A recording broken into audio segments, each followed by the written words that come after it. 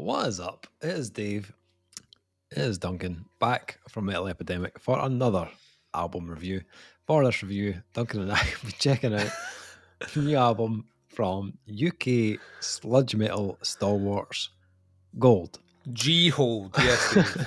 GHOLD. The band's new album, Bludgeoning Simulations, will be released on November 14th via Human Worth. Revered stalwarts of the UK heavy underground, GHOLD make their long-awaited return with a brand new full-length studio album, Bludgeoning Simulations.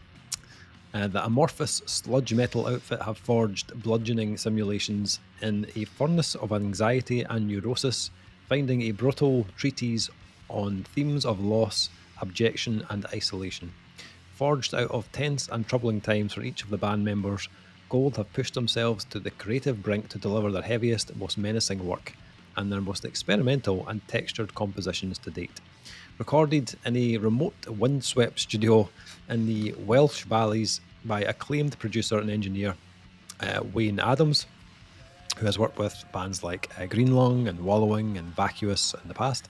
GHOLD have realised a labyrinth cerebral sonic altar. Bludgeoning Simulations feels like both a bringing together of everything GHOLD have accomplished thus far, and also the sound of a band bravely treading new waters. The result is their most versatile, surprising, explorative, and heaviest artistic statement.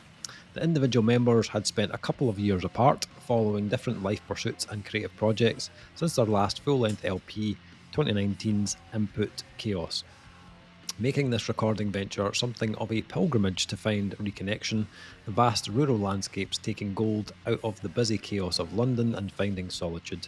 Those feelings of isolation and contemplation can be felt across Bludgeoning Simulations. The album begins not with a roaring guitar riff, but with the rousing and dramatic stab of the piano.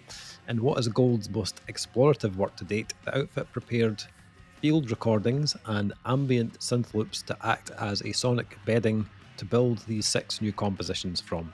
Bludgeoning Simulations finds a strong emphasis on percussion and unified gang vocals, even with additional slide guitar, pedal effects, and flute making appearances.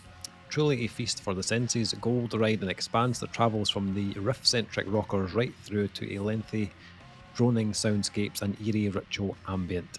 In the band's own words, we see this record as a culmination and a sort of tribute to all our previous work and experiences together as a band.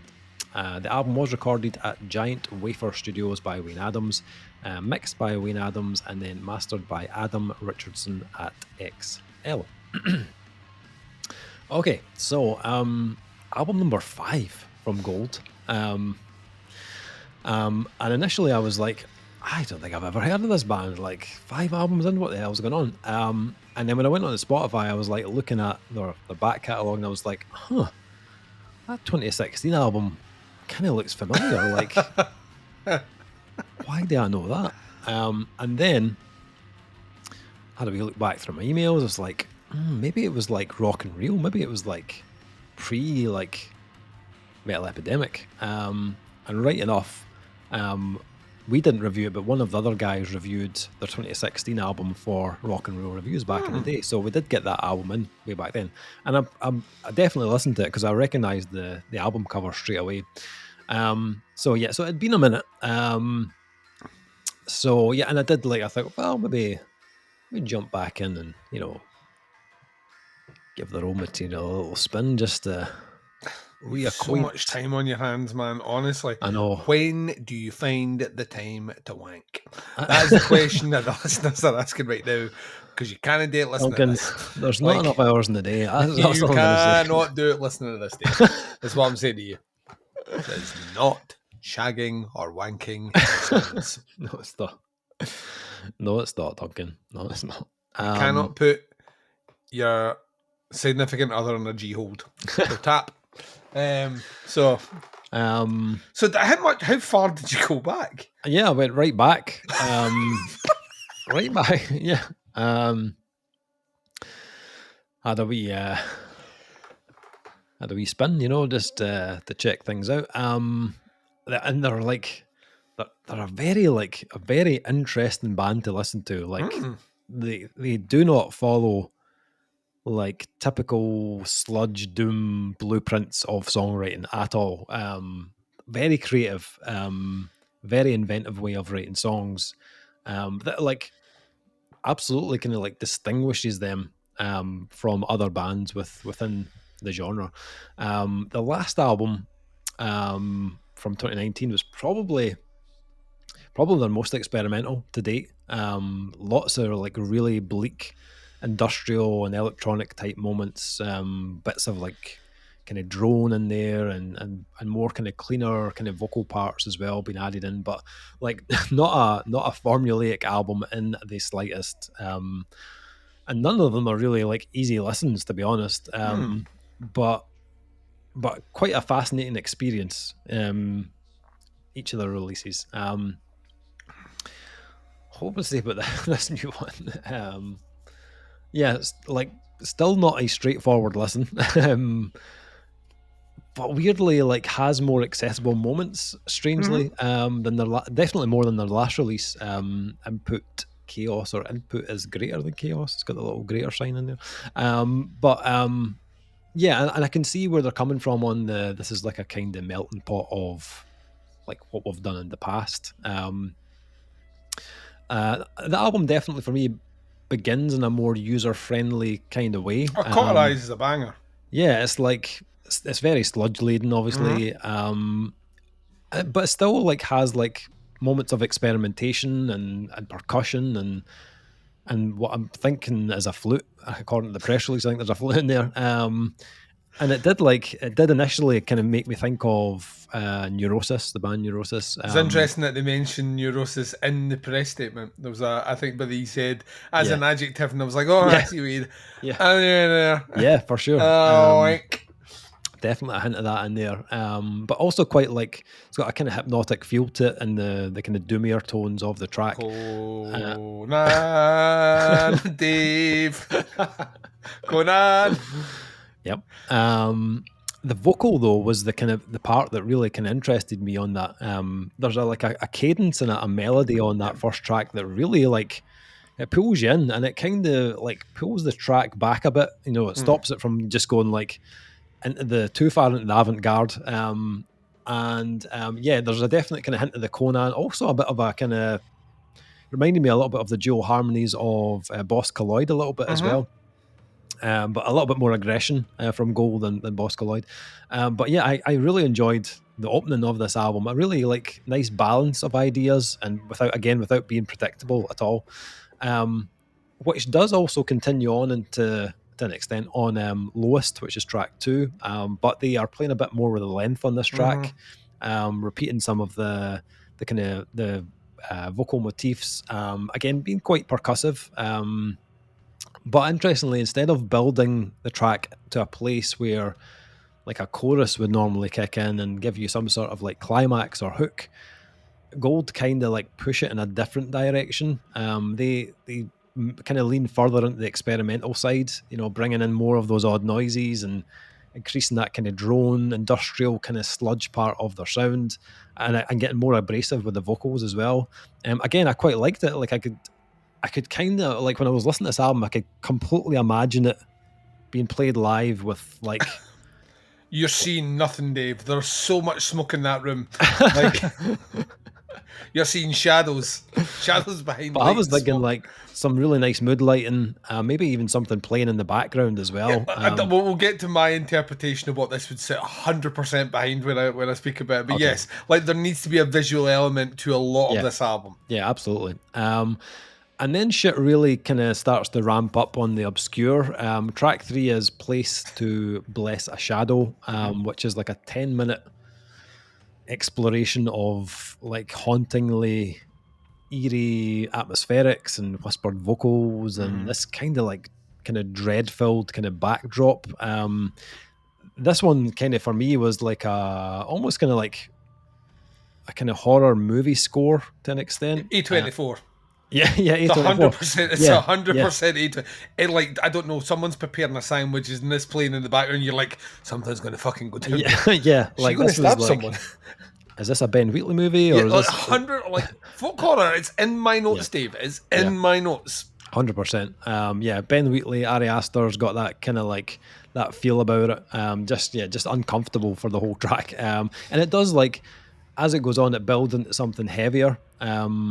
Albeit still quite kind of avant-garde, but like it's a real kind of dark, brooding track.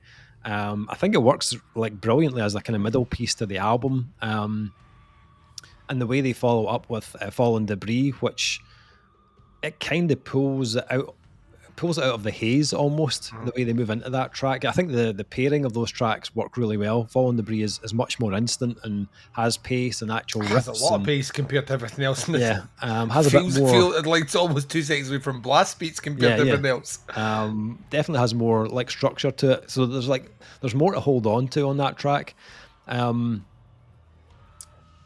thinking about it now, it's maybe Fallen Debris might be the start of side B of the vinyl, actually. I mean, it would make sense. I'm thinking about that. It's kicking off with something. I mean, you could make an argument that the album is kind of almost duplicating some of the flow from the first 3 tracks and the back 3 tracks. Yeah, for sure. If you were so inclined, you could make that argument. Yeah, that would make sense. I think like, and Fallen Debris would make sense to open side B of the album. Yeah, that would absolutely make sense. I'm not entirely sure what the track list is of the vinyl, if there is one, but I'm assuming that would probably be that. Final 2 tracks are combined about 15 minutes and are much heavier on the experimental side. And this is the part of the album you might need like just a little bit more time to kind of adjust to. And I'm guessing like a lot of like they mentioned, they were doing a lot of kind of field recordings. There's a lot of that on those 2 tracks, the last 2 tracks. A lot of strange noises and distorted samples and kind of trippy kind of loops going on, especially on Leaves. And it brings that kind of like nightmarish tone, again, makes you feel quite unsettled. Obviously not a track that's meant to be really enjoyed as such. And I suppose like it depends on how much kind of avant-garde you can handle all at one time. I will admit, my first listen to this, I was like, this is like this is quite long. The last 2 Davey, tracks. what you done? Leaves is like over 9 minutes, I think. Yeah. But the second half of the final track, Rude Awaken, it does build to something of a kind of crescendo, which is quite ugly and quite savage, especially vocally. Like there's like pure venom coming through on those kind of gang vocals on the end of that track. So yeah, my first, as I said, my first listen, I wasn't totally sure about the final 2 tracks of the album. I was on the fence a little bit. The more I've come back to the album, though, I've found myself weirdly appreciating that dive into something more bleak on the end of the album. I think I just needed that a kind of bit of time to adjust to it. It was a little bit kind of like, oh, right, okay, this is where we're going on the end of this album. But I think it's one of those releases that every time you listen to it, it kind of offers up, more on each listen. And I think vocally this might be one of their best releases to date, and how kind of varied it is. There's certainly some kind of catchier moments in the vocals as well, which I really liked. The production of this album is like, could you get a production that is more suited to the nightmarish tone of this album? Oh, it's perfect. Absolutely. You can hear the drop of fucking sweat fall off the vocalist's fucking brow onto the like metal tin at the bottom on some of those tracks. Is that it picks up, especially on the experimental songs, where you can hear loads of, like, with good headphones on, you can hear loads of weird shit right in the mix, clear as day, but buried. It's nuts. It's very metallic, very girthy, especially the bass. Like the bass sounds deadly on this. And the weird thing is the guitars are heavy, but I actually think the bass gives this album like a lot of its weight. Are they a 3-piece, did you say? I actually don't know. Did I write that down? Because that would make sense to me. If they're more than a 3-piece, then it makes less sense to me. 4-piece. 4-piece. So 2 guitars. How many guitarists? 2. That's bizarre. Yeah. Like I genuinely thought like one guitar, one bass, one drum, Yeah. because that bass is thick. Thick, dude. You know what I mean? Yeah, absolutely is 100%. The drums, though, the drum tones are really interesting. Very unique sounding. There's something quite industrial about them. Yeah, Dave. But just Say the weird thing. but yeah, just very different. I really liked the kind of tones it went drum wise, vocally as well. As I said, vocals are great on this. I love the execution of them, and the production just gives them the right amount of kind of grit to kind of cut through that kind of like haze of just stank on this album. Yeah, this is one of the more interesting albums I've heard recently. If you're looking for an album experience, then I think Bludgeoning Simulations is definitely worth seeking out. I think out of all the albums that I listened to this week that we were reviewing, this was the one that I was like kind of intrigued to come back to. And I'm not saying it's perfect, but it's definitely one of the more unique listens that I've had recently. So Gold. Keep your eyes on the gold. Duncan, what did you think of Bludgeoning Simulations? Oh, Davey boy. Oh, Davey boy. Davey boy. Was I over the moon when I hit play on this bad boy. So, like, we've had this a week. Uh-huh. So, we had this before Halloween, Dave. I was feeling witchy. Feeling a wee bit spooky. And this music just fit the fucking mood. Yeah. This was my Halloween vibe. Was spinning this. It is so unsettling. Like, it's ever. To me, this is the score to a folk horror movie yet to be made. Or a lost, like some of those, like specifically on Place to Bless the Shadow or Leaves, or even the first half of Rude Awakening. They feel like they could be like an alternative score to some obscure 70s like small town folk horror British movie. It's just that way where it just feels unsettling and a bit caustic, not quite right, and there's something, but you don't know what the issue is. And a lot of ways, Gold remind me of, and they don't sound alike, but bear with me here. When we revisited that Genghis Tron album when they came back, and they were like, "We're now an industrial electronic band." We're like, "But you weren't that before." And then we listened to it, and they were just exploring space with sims and synths and all the rest, but still doing their thing, but kind of weirdly morphing it. They're kind of the, like, Gold are kind of the stank sludge version of that. They weirdly capture a lot of that industrial vibe in a really interesting way, but there's something so bizarrely organic about those tracks that play with sound. Like, it does feel, well, you mentioned folk horror is probably the best way to do it. It does kind of feel like dark countryside, weird noises in the woods, and like it kind of it gravitates to that in a way which is almost juxtaposed against a cold metallic sound, which is very inorganic. And the two kind of marry together in this really interesting, at times aggressively butting against each other sort of way. Like, they never comfortably sit. There's nothing about this album that actually comfortably sits at all, but that's kind of what gives it its intrigue.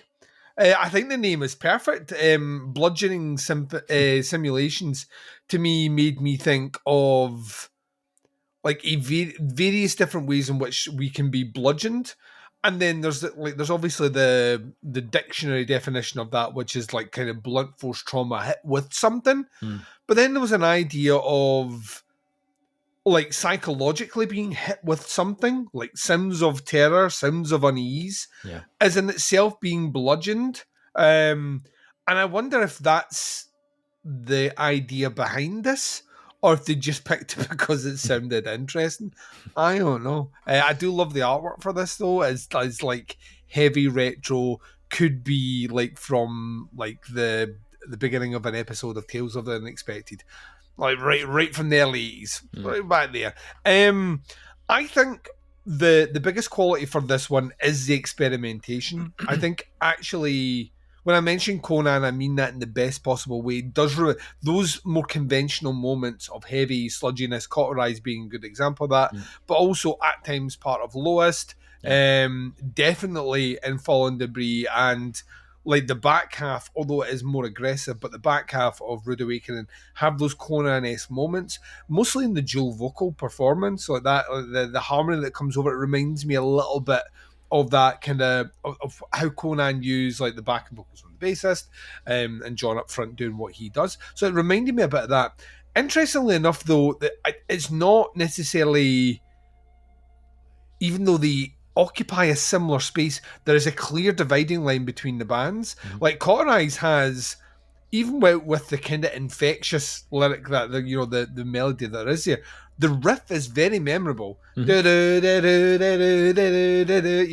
got a hook and a pulse and all the rest. Not all Conan songs have a pulse. You know what I mean? They usually like, oh yeah, fucking here we go. So like there's a comparison there maybe to how it's fielded, but not necessarily to the execution. And they do approach it, once again, GHOLD approach it in a very industrial way. It's repetition of layers and layering upon those layers, which make it really interesting. Lost is a great example of that, where a huge swath of its almost 8-minute runtime is a middle section which explores with ideas and shades of atmosphere and tone, which is kind of bookended by sludginess. But also it's the great way to introduce essentially Place to Bless a Shadow, because if this is the first time you're listening to it, the assumption is on that 10-minute track we're going to get the drop, and the drop still hasn't arrived. And you will listen to that track about maybe 3 minutes from the end, when things actually start to like build into band territory.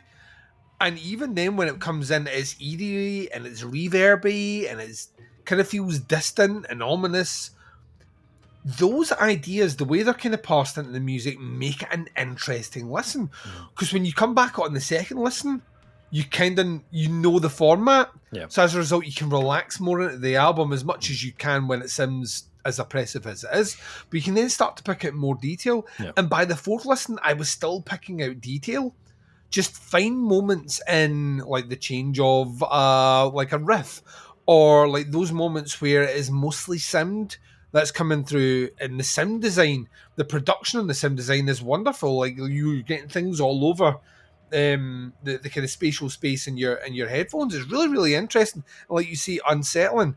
When we were talking about what it might accompany, to me, the visual element here is kind of black and white interspersed images of the English countryside or the Welsh countryside or the Highlands of Scotland, just like ominous, like hard fixed on locations that might look okay in certain lights but look ominous in that light. Just those things we were carried through. Like the whole movie gave me, the whole album gave me the feel of the movie Kill List. Oh yeah. When you watch that movie, like from about 1 minute in it, you're unsettled to the end, and there's a lot of it which is just people talking, and there's something in it, and it's mostly to do with the sound design. You're just on edge all the way through it. This album weirdly had me on edge all the way through it in a really interesting way. And I just want to reiterate something you said before. When you leave the album, you're thinking about the album. Yep. And it kind of brings you back to want to listen to it again. I don't know how many albums I've listened to this year that I'm actively thinking about when I leave. Out with that was a fun time, I want to do it again. Yeah. That's maybe as superficial as it goes. But like to have something which has substance of depth that my brain can't calculate what it is, that kind of needs to experience again. And that's that experience. Yeah. I'm not listening to it because it's a good time. As I'm listening to it because that headspace is confusing to me, and I want to revisit it. And the whole album works in a really cerebral sort of way, whether intentionally or unintentionally. I think this is great. I genuinely thought this was awesome. I listened to it a fair few times, and each time I was left bewildered at the end. I might have to do the deep dive. I think you've sold the deep dive on to me. on their stuff in the past. Mm. I'd assumed more albums, but I hadn't assumed maybe a life cycle as long as you're saying that Yeah. they've been on the go for. But Yeah. yeah, this is a really captivating, really interesting, very bizarre, and at times incredibly uncomfortably haunting listen. Mhm. So well done, guys. This is like Yep. genuinely awesome. Yep. Okay, final thing, scores for Bludgeoning Simulations. Yeah, this one really kind of gets into your head. It might, it might feel a little bit out of your comfort zone, like, and even for like kind of sludge and doom fans. But if you're looking for that kind of experience, something a bit different and unique, then this is definitely worth checking out. I really enjoy this, and every time I come back to it, there's something else that kind of catches my ear that that's impressive about this album. And the whole kind of like visual thing that it kind of conjures up when you're listening to it is really cool as well. So yeah, this is a little bit out of the ordinary. So I would definitely recommend this. Check this one out. I'm going to go 4.5 on this. I think it's definitely worth a score that high. Not a lot of other albums kind of sound like this. And it's a little bit different, a little bit more unique, which I love. What about yourself? What are you thinking? I'm right there with you, man. 4.5. I Nice. really like. Like's the wrong word.